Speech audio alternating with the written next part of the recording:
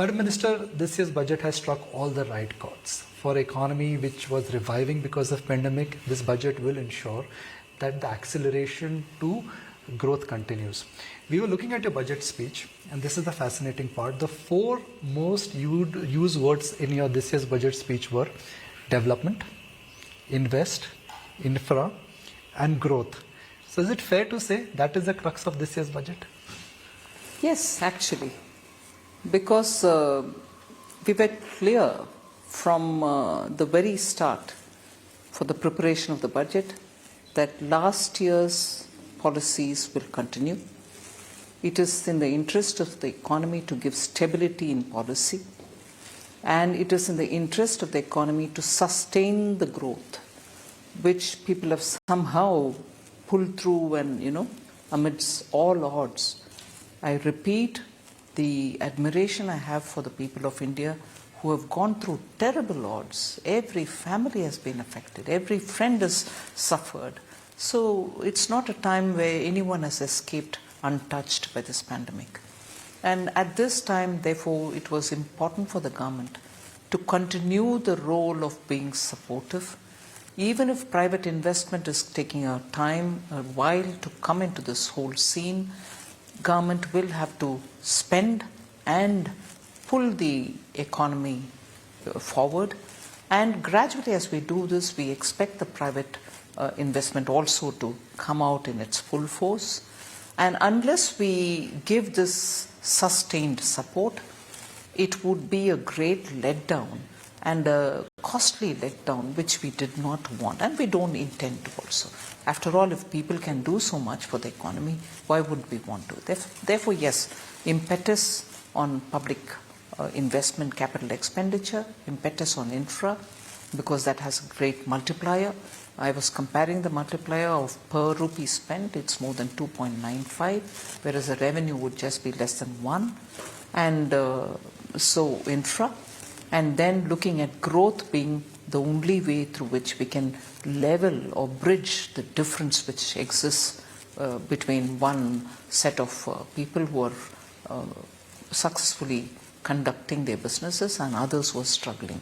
So to bring in that factor which Prime Minister Modi has been always saying, even as a Chief Minister, that unless development is actually full and kicking, you're not going to be able to bridge the differences in the well-being of the people.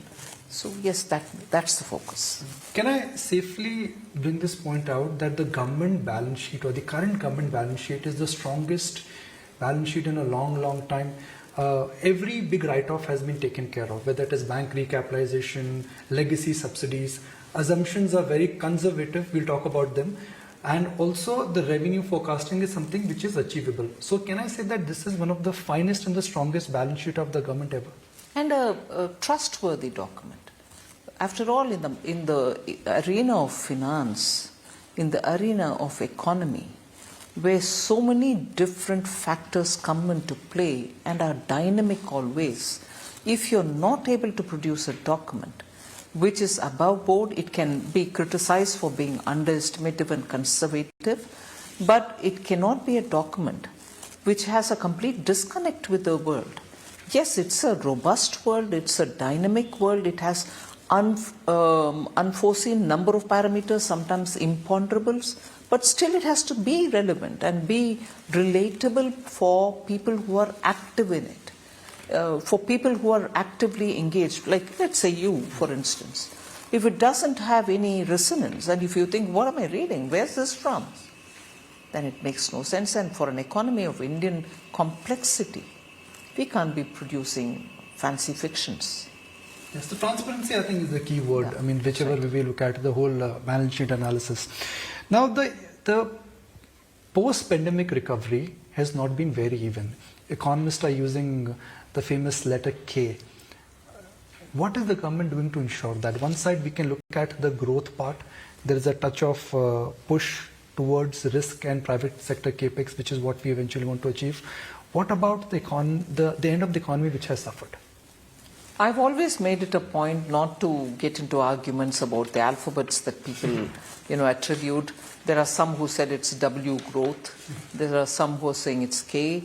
And there are some who are disputing K. I think just today I've been reading Vivek Debroy also saying, what are we talking about K? So in his own style, he's also questioned that.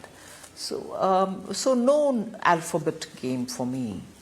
I'm more keen on making sure that those who are still, out there struggling to get back to where they were or be better than what they were earlier, it's my business to see how best I can reach them. Now, many of the things which happen in such periods from the government side is not for want of intent. I'll give you a classic case.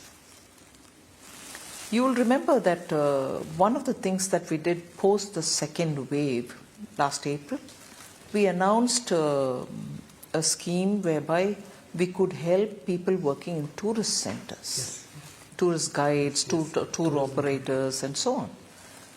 To make that scheme workable, it was such an exercise because, after all, in government, when you're dealing with public money, you need some basic data on the basis of which you'll tailor-make the scheme.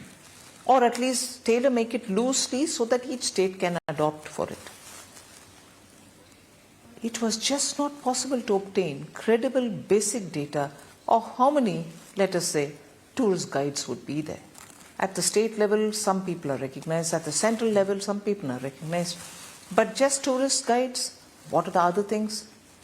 It was a big exercise for a government because unless I have that, I will not be in a position to justifiably to start from somewhere.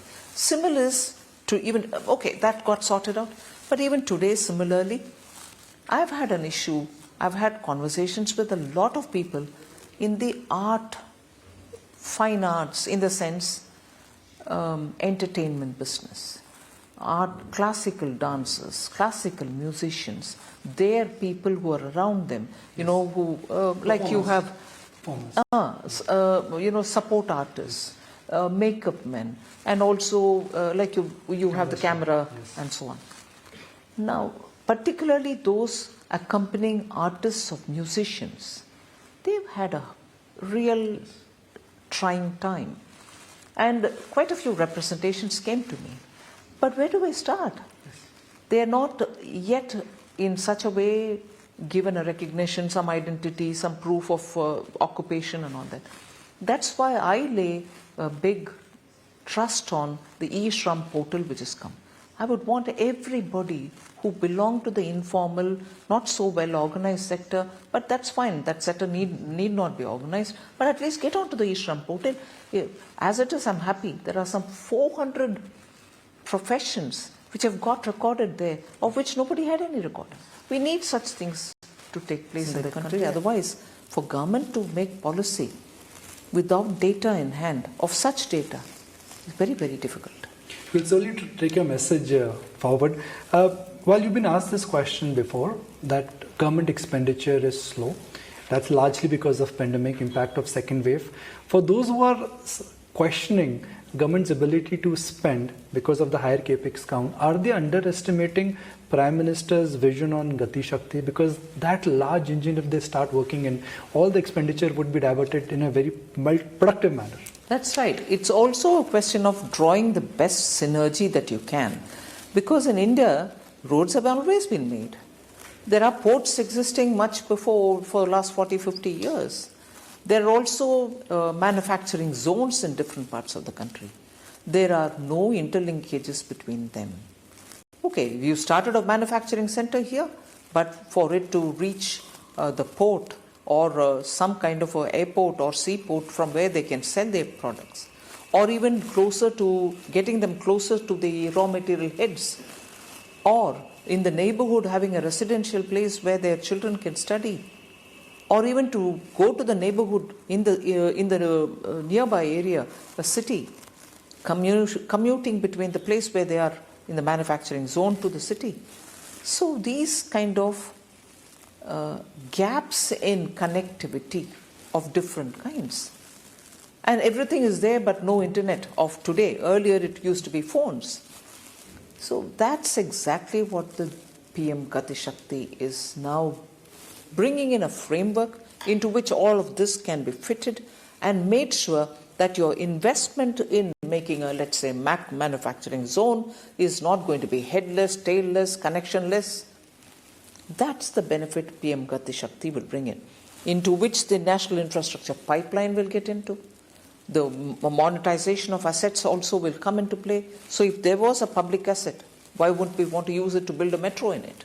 But building a metro there, will it help? These kind of a holistic approach to the process of making India which can meet the challenges of India at 100. And that's why planning for the Amrit Kaal. Why did I have to lay a 25-year plan? People do keep asking me this. This is why. Because what you're looking at, infrastructure is not built for today, for just for tomorrow and day after it disappears. What you build today will have to last 100 years. Wouldn't you want to plan for it? Will you want to give it due time of gestation?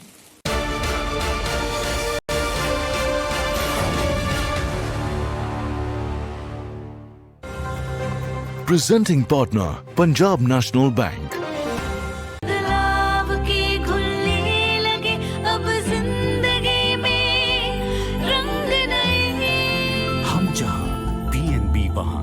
Welcome to Amazon Prime Video channels. Love all the amazing shows and movies that are part of your Prime membership, but want more? More gunfights. More spooky nights. More gourmet delights. More brave nights. More fascinating sights. Get more of your favorites. Watch with add-on subscriptions. Add the channel of your choice to your existing Prime membership. Only with Amazon Prime Video channels. तो भैया tax season आते ही मौसा के फूफा से, पापा के बचपन के दोस्त से, ऑफिस वाले बेस्ट फ्रेंड से और बेस्ट फ्रेंड की स्मार्ट दीदी से सबसे राय तो ले ली, लेकिन इन सबसे पूछकर क्या मिला? अरे भाई, जब सवाल हो टैक्स बचाने का, सोचना क्या है? ELSS है ना? ELSS, टैक्स सेविंग्स भी, वेल्थ बिल्डिंग भी. Start your investment journey today. Mutual fund investments are subject to market risks. Read all scheme-related documents carefully. Meeting cancel. I'm free all day. कहीं चले?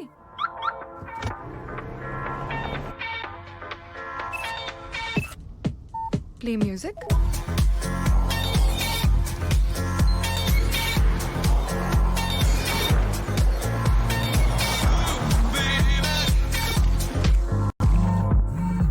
New Renault Kiger starts at ₹5.79 lakh.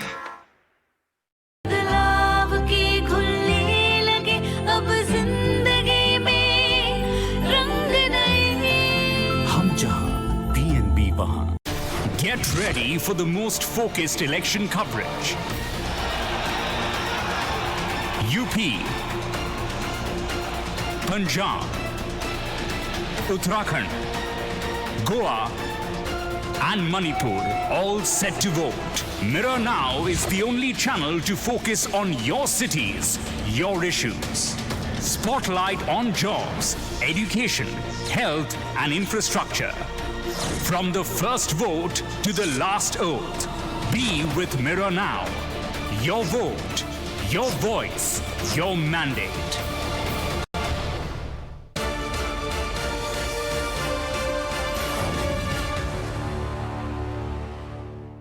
Do you think India will now have a lot of global negotiating power in data protection in terms of patents? Because we've not enjoyed that kind of an, that kind of a advantage, if I may use the word. Yes. In the digital world, the India stack, whether it's payment, I announced Desh, a particular stack of... Global and India stack have to talk now. That's right. For which global policies will also have to be framed. I think India will be at the high table, determining how digitization of economies can happen. We've already shown it in very many ways, not just in digital payment, also on e-Shram, also looking at education, medical help, telemedicine, All this is possible. Now you seem to have very many operations happening, surgeries happening with so many different consultants from all over the world. These are not possible without our progress which is made in digitization. And optical fiber is also taking all these to all the remotest part of the country.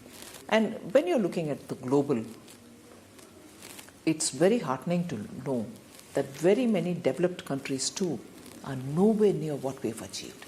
Nowhere near in terms of the versatility with which we've extended digitization to various walks of our life. And all of them are serving not just 1,000, 2,000, 1 billion citizens are benefiting from it. These are things which we have to take abroad. And people are asking us to tell them if we can share these. What was co-win after all? Yes. Many countries really thought if you could give a digital, our citizens going in international airports are showing through a mobile the certification that 2 doses are over, whereas many of them are pulling out papers even today. So yes, I think we have a very big role to play, a futuristic one at that, and our youth are doing brilliantly well in rapidly changing the language with which, systems with which, and also the ways in which we can handle digital. Our startups are contributing a lot towards this era. It's having a play in agriculture, it's have a play in space technology as well. So we will be definitely pioneers in deciding, framing policies and helping the world in seeing how best this can apply to all of us. I'd like to draw your attention to the disinvestment number. Air India, very tough disinvestment. Sincere compliments it has gone through. The divestment process in India has changed now. It's no longer selling via ETF. It is no longer selling dribs and drabs or pseudo disinvestment. Has the divestment process in India changed? And can I use, instead of divestment, it should be privatization now? Why hadn't I said this in the budget last year? It's just that it's now getting endorsed. Yes. I used the word privatization in the last budget, and I was grateful to the media which received it very well, because those of you who do business channels do understand what it actually means. And no, the process is on. We are going ahead with it. There is no change. But it is a truth that the systems in the government do consume a lot of time in complying with the existing rules. Air India was a classic case, a complex case, a layered case, where we had to do all the necessary tying up and be accountable. I think others would be less consuming of time. So it should go as per plan which was announced last year in the budget.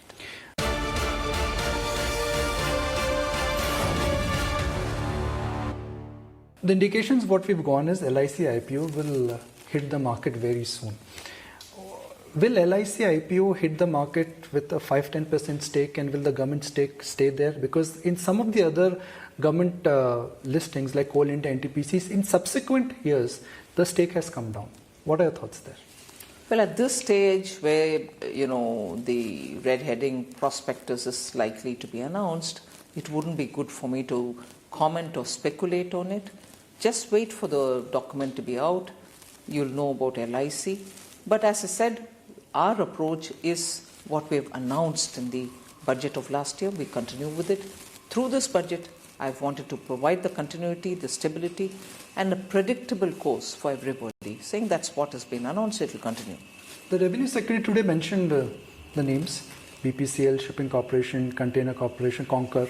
So I'm assuming that all that which was mentioned earlier as cleared by the cabinet already. Okay. But rather than looking at a number and comparing that with whether the number is big or small, I think it's important for our viewers to understand that what is the roadmap on disinvestment and privatization. You've extended this point in the past that government only wants to be in the critical businesses. Yes, you that would be core vacating sector the definition spectrum. has been given. Again, in the last year's budget, we defined what was those absolute critical strategic sectors, and in that, whilst opening it up for private sector, we said in it we will keep at least a bare minimum of public sector units in that category. So if I were to look at banking, obviously banks. Yes. I will have certain number of banks government owned. Similarly, even in the insurance sector, general insurance, life insurance, insurance underwriters, there are categories. Under each one of them, we will have to keep some core. It's not as if therefore privatize, like the way some of the opposition speaks.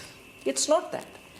Core sector, the strategic list which was announced last year's budget, in those sectors, there will be public sector undertaking continuing to be with the government under each category. Sovereign in its right has put a transaction tax. That's the right of a sovereign.